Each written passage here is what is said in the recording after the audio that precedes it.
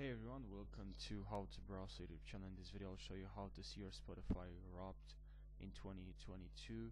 So it's pretty easy. Just first of all, let's just tell you this. First, you don't need premium to see this, because a lot of people ask me, and you don't need to have premium on your account.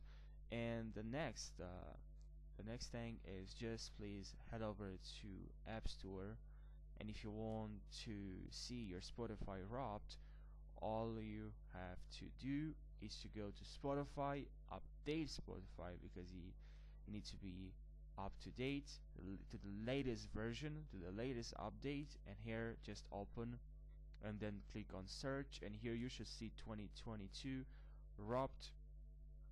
And yeah, that's pretty much what you have to do. I heard others saying that you need Spotify Premium, but you don't need. Believe me, you just need to go to update Spotify and then to check and search. And here you should see also notification. Here you should see what's new, and you should see all notifications with the 2022 Wrapped on Spotify.